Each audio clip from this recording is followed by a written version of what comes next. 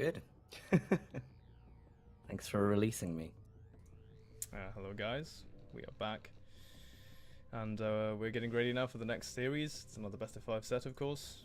This time, 2 new teams, Ape Gaming versus Vicious Killers, aka VK. Now, a couple of names that I haven't seen before. But one that actually stands out to me just right off the bat looking at this one. The very last series of this one before an ace match, Jack D. Reaper. I met this guy in Ashgabat, Filipino Terran play. He was super cool, like really fun, chill guy.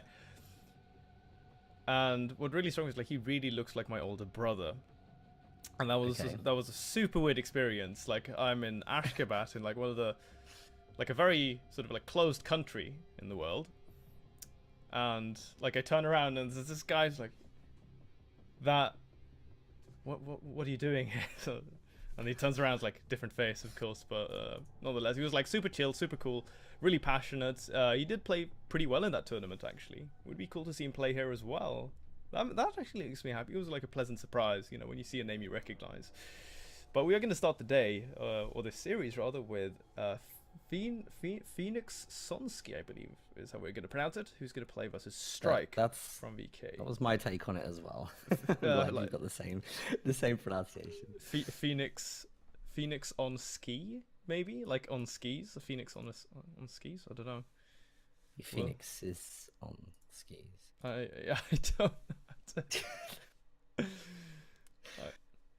I don't know where he wants to take that one. I'm sorry. Probably just butchering his name. We could be doing it. Could be Phoenix Sonsky. It could be. It could literally be anything, man. We'll just call him Phoenix. I think that's yeah. Phoenix works. Yeah, it's like the safer thing to go by.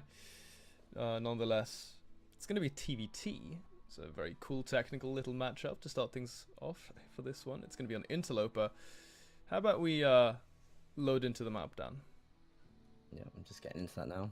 It's good to cast a Terran game because it's familiar territory for a change. Yeah, no, I feel you on that one. Like things have definitely changed. Like if you compare them to when I started casting, you know, many years ago.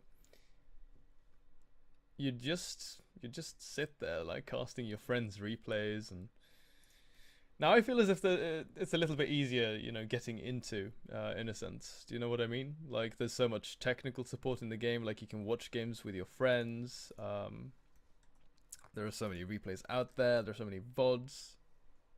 There's just, like, a lot more to go by. It's not as, like... You're not stepping up and you're not as empty-handed. So I think that, like, this is a really good starting point for you, Dan, you know, to get into more serious StarCraft 2 casting in the SOTL. It's definitely, like, a really good initiative.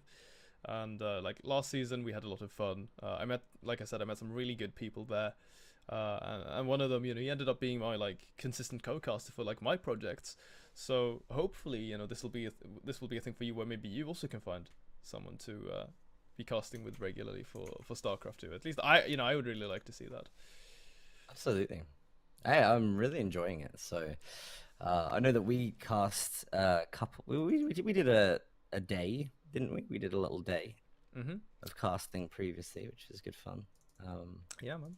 So it's not like your first cast, but like it's in the top like 5, top 10. I would say it is because that time you made me cast with you, I didn't even own like the game at that point. Wait, did you really? Oh God, I'm so sorry I put you through that.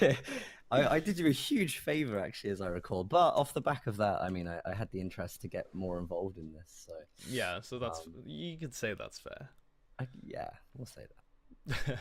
Anyway, I'm at 10 seconds, so whenever you're ready. Yeah, as am I. So we're how about we start the clock in 3, 2, 1, and go. There it is. All right, guys. So we're just gonna go straight into this one.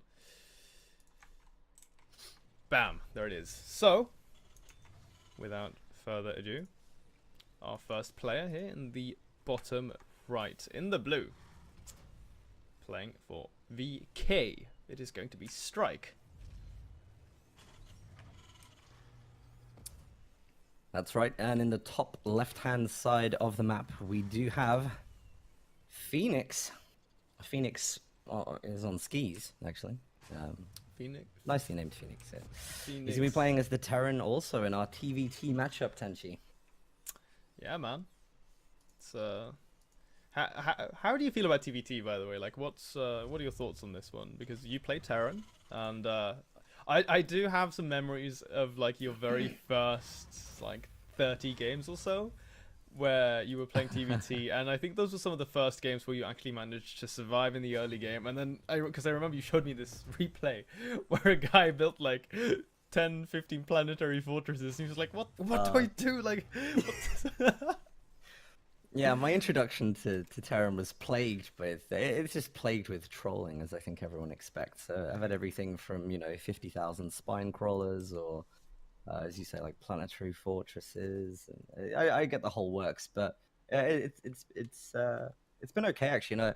What I like is it's one of those, it is the race that is just so heavy on like positioning, and I love that. I love that, the positioning of tanks, the positioning of the formation of Marauder Marine, and everything is really important. And actually, it's probably why I've committed to this faction, is because I'm really a big fan actually of how Terran operates. It's also about the look, right? Like the gritty sort of space. The look, the speed, the attacking variety. The look, like for me, is definitely like what did it at first glance. I started off as Zerg. I love that sort of parasitic, like buggy kind of look that they have. Terran, though, they're like so gritty, like a band of marauders in space. It's like what Dawn of War should have been. I mean, pretty much. It's you know what I mean by that, right? Yeah, Relic, guys. This is like, if you wanna make a good game, take a look at StarCraft 2. 10 out of 10. I think they did. I just think they did it wrong. Hey, had the wrong set of glasses on. Anyway, double Reapers out here for Phoenix. He's also got a Hellion to come up and support this. Strike up with a single Reaper, but he didn't actually stand it across. Didn't commit too hard.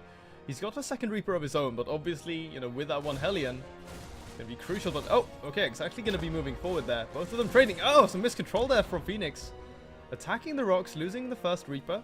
Luckily for him, Strike isn't going to be moving off, very aggressively to try and get some very quick early damage for now. So that's, of course, quite lucky for him. But you can see that they're starting to ramp things up here. We have a Cyclone out already for Strike. He's also getting a Raven. On the other side of things, same thing can be said here for Phoenix.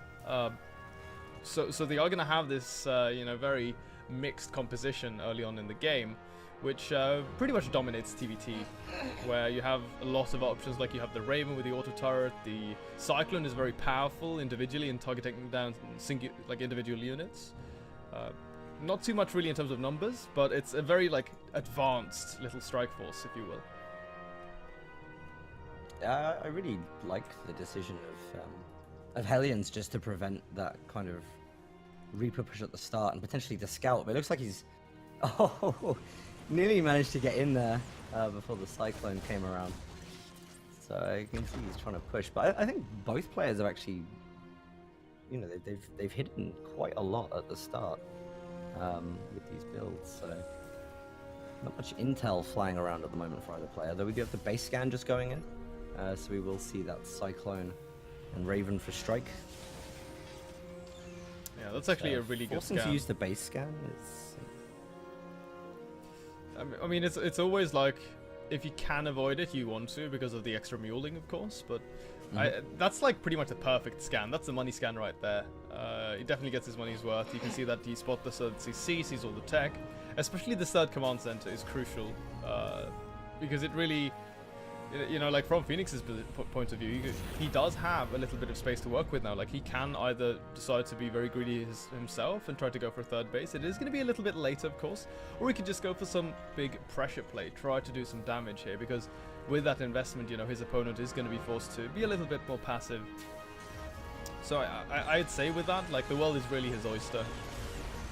Kind of curious to see what he's going to do. It is going to be that CC, so he's just going to stay in tandem with his opponent.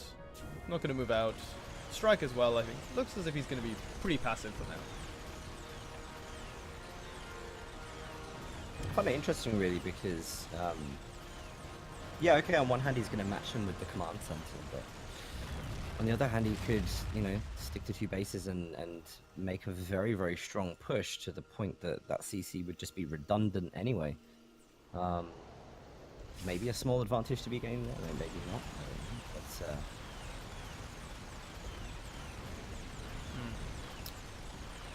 Well, just a small little poke in there with the Reapers.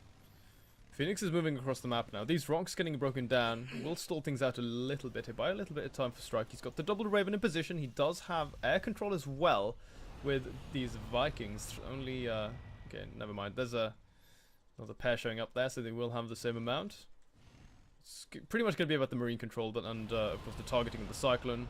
Whoever has air control in TVT most of the time will have a much easier, you know, time to just find a better position for the rest of the ground units. It's like very, very important. Now, the Reaper actually comes on in, and he's going to start doing some down to the economy here. Phoenix hasn't actually been adding in too many SCVs. Double armory coming down for either side, so we are going to have mech versus mech, as Phoenix is trying to find an angle from which he can attack.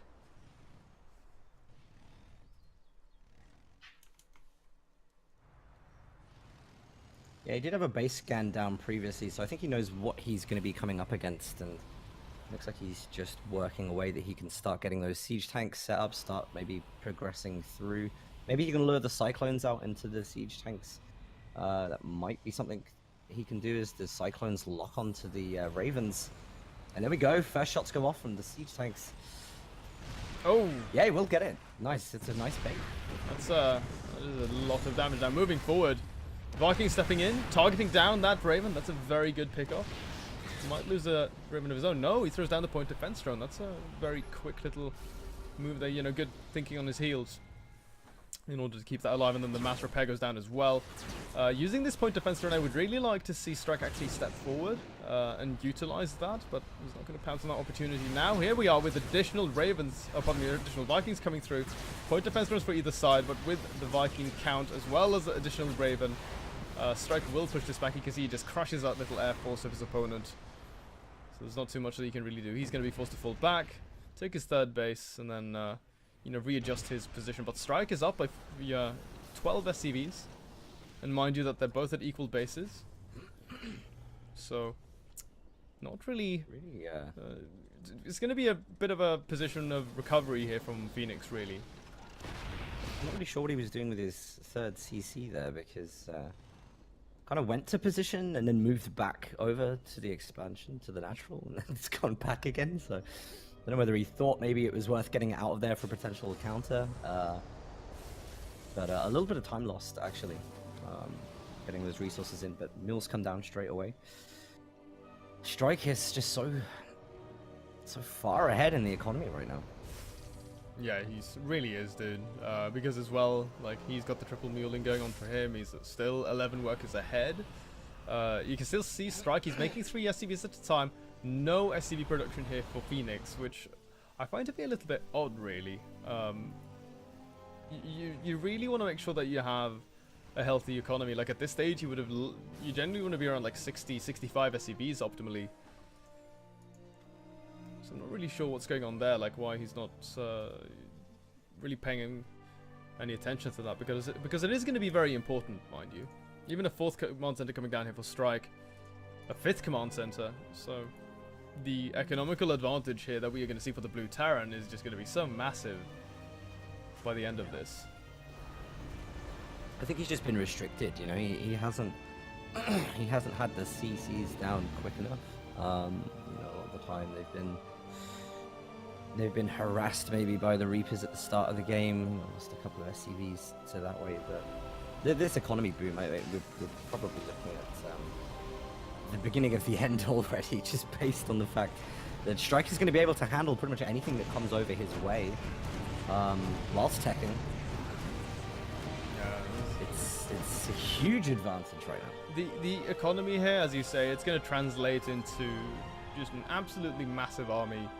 You can see that he is actually struggling to spend his minerals. He's at 62 SCVs, so his economy is really, really strong. And it's going to keep getting stronger with the more bases he adds on. He's going to have access to a lot more gas than his opponent as well, which, of course, is, you know, the one crucial upgrade here in mech. Scan forward. There are a couple of tanks that, you know, they're quite nicely spread out. But obviously, because he lost that air force earlier on, he's going to be in a lot of trouble now. These Liberators come up. There are a bunch of Vikings now, but at the same time, Strike, he's got a good Viking count of his own. He's also got those Ravens, most importantly. And there you see it. The strength of them. Point defense runs do go down. Oh, man, the tank volleys are absolutely huge. Phoenix forced to pick up this base. He might end up losing it. I think he will. There's enough Vikings to chase, but actually he's not going to pursue that. He's just going to keep working through and keeping air superiority, which I think is a good idea, really. He's got the Liberated for defense of the siege tanks. He can just keep pushing up and up with pretty much nothing to stop him right now. Cyclone's trying to deal with the Liberators, and good micro to get that out of there from Strike, but another round of siege tanks coming in, and Phoenix can just not get out of there quick enough. No, man, he's definitely between a rock and a hard place. Liberator sets up again. Gonna start knocking down these siege tanks on the high ground. Only actually in range of one, but I think that at the end of the day, does it really matter? Phoenix just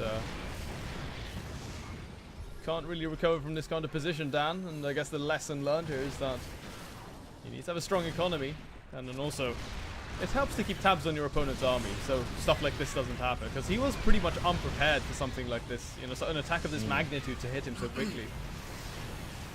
I gotta say, I think the positioning from Strike there was really spot on, because he identified the siege tanks on the higher ground of the main. Had siege defending for the Cyclones coming in for lock against the Liberator, and just let the Liberator do so much work there. But now we're seeing SUVs just getting thrown into the siege. He's going to tap out any second. Yeah, he should, right. So generally, whenever you see the workers pulled off the lines to take part in the battle, it's pretty much the last line of defense. Signs of desperation. A last hurrah, if you will. Natural Command Center is going to burn down. Get knocked out. It's Hague tactics. Oh, Christ. Quite frankly. That's definitely like not a compliment you want, like you're the Douglas Haig of TBT.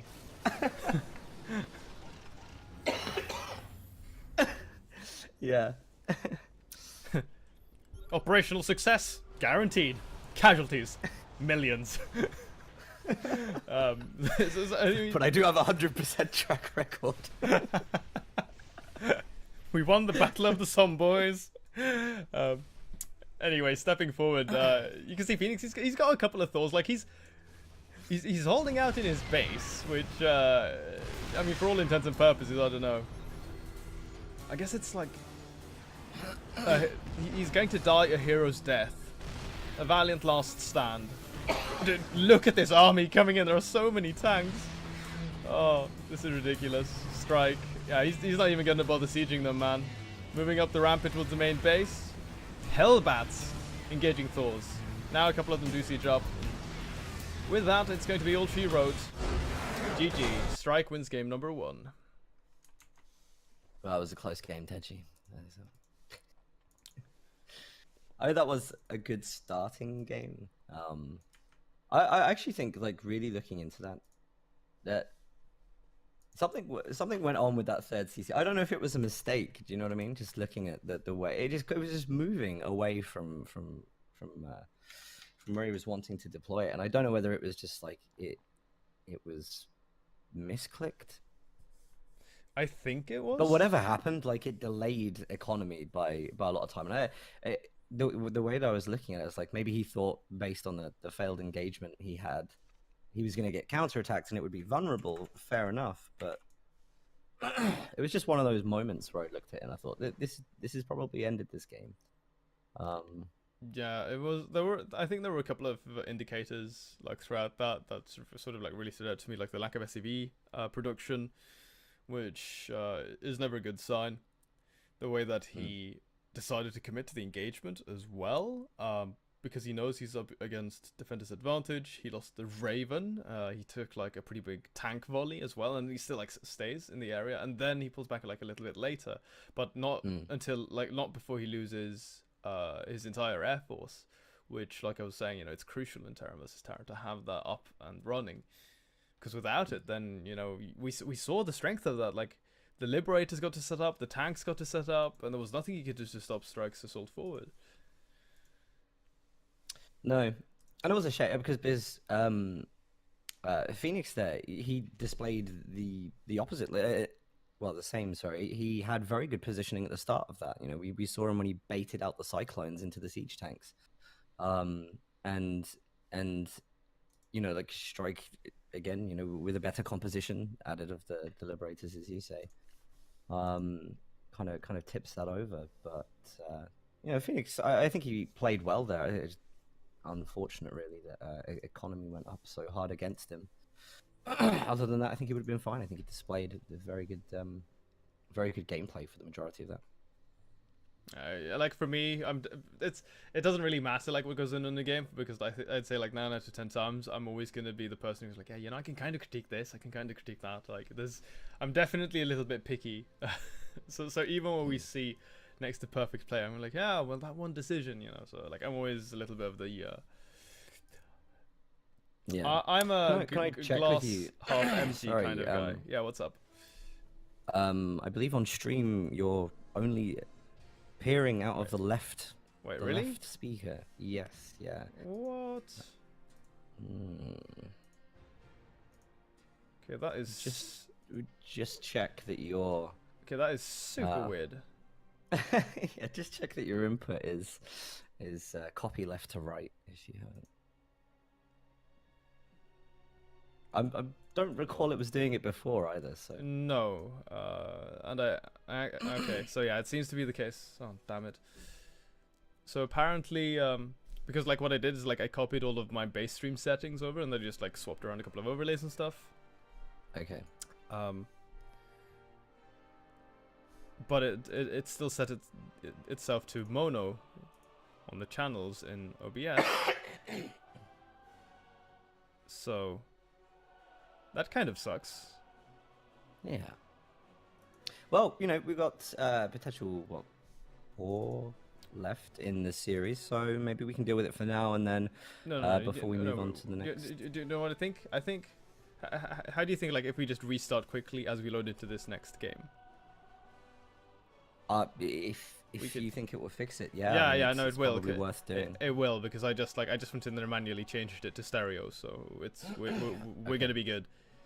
So I guess I'll just do that, guys. Like, I'm just gonna restart quickly. It's gonna take less than 3 seconds. Okay, maybe 10-15 seconds. Let's see if we can. We should be able to get that arranged. So stand by, guys.